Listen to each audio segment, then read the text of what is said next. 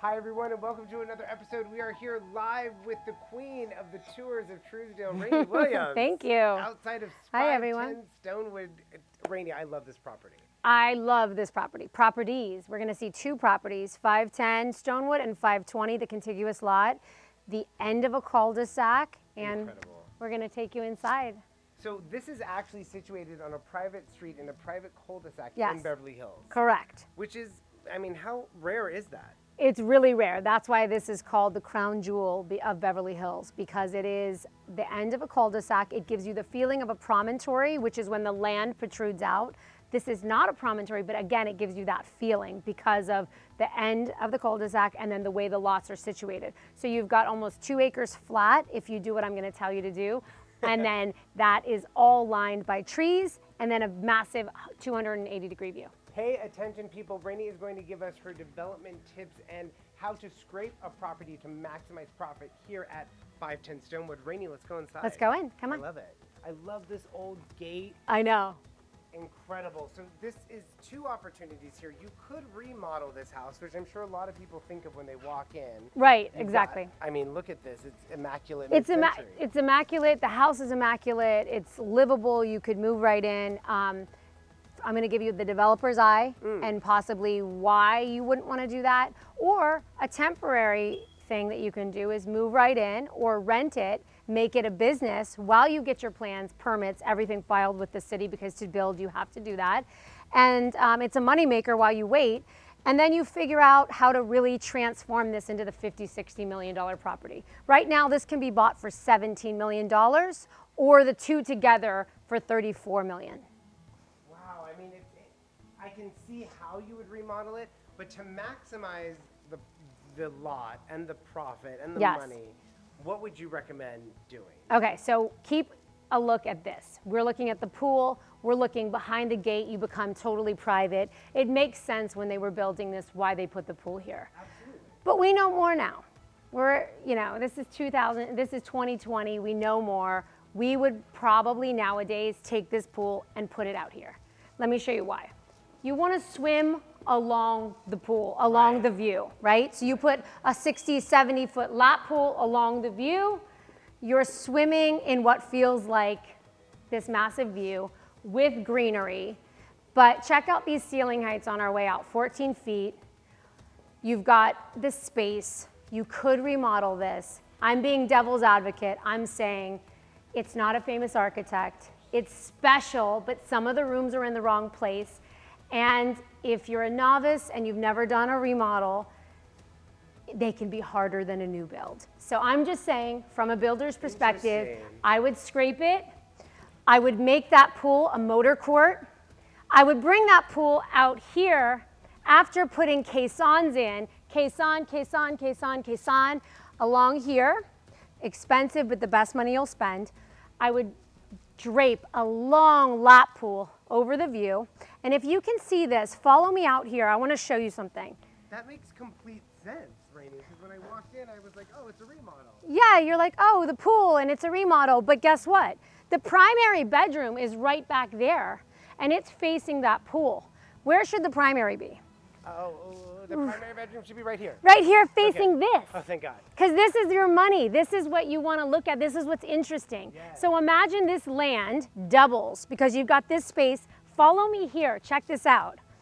Your land goes all the way down to here, which means if you added caissons, the caissons would be down like blocks, okay? It's like building blocks. We're playing blocks here. You block up to here. The land doubles. And now you have a football field out here with a pool, with the trees, lined by the view. I see it now that you're explaining it. I understand, because this is a 50-year-old house. Right. Well, how big is this lot? This lot is 1.1 acres, and it can be 1.8 acres flat if you do the caissons. Right over here, you've got the Greystone mansion. I see it. The Greystone mansion, where we're looking, this is all protected land that can never be built on.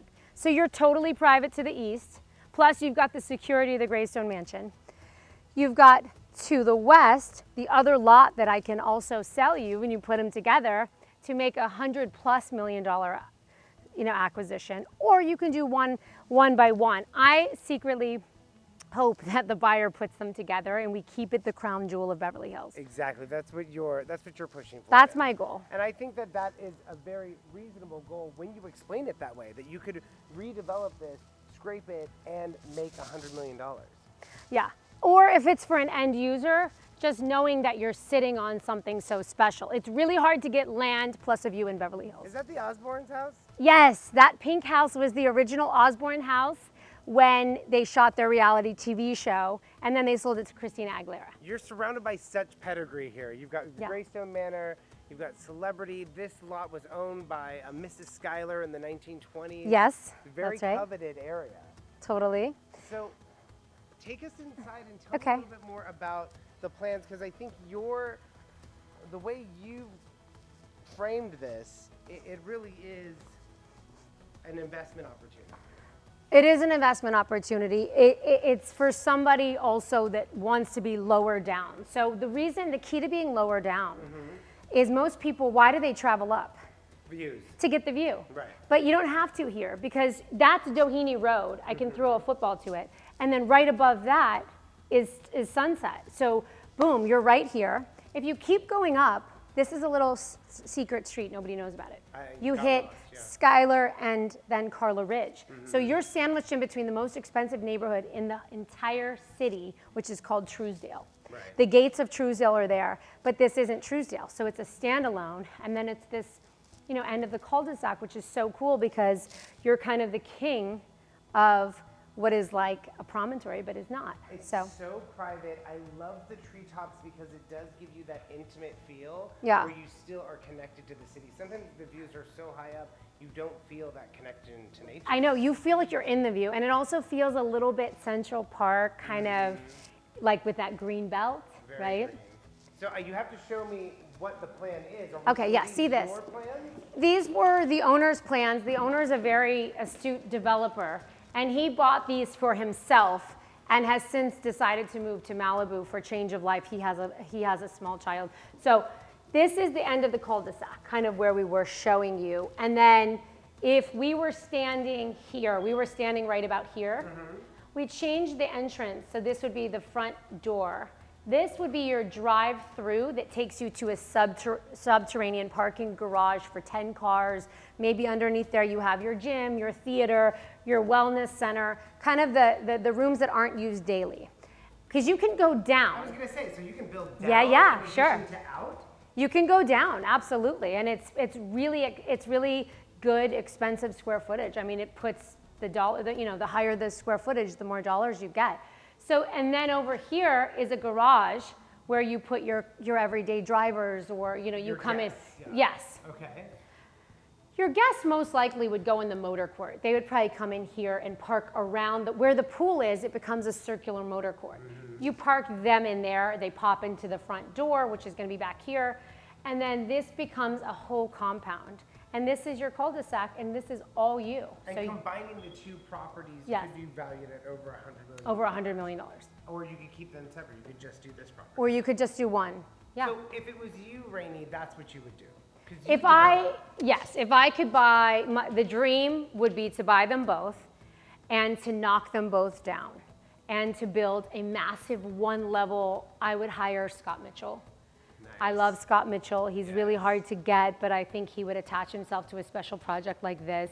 Scott Mitchell and Sandy Gallen were partners back in the day. Sandy Gallen has now passed. He was one of the masterminds, along with Artie Tavingarian and Howard Backen, that built the Katzenberg estate, which just sold for $125 million.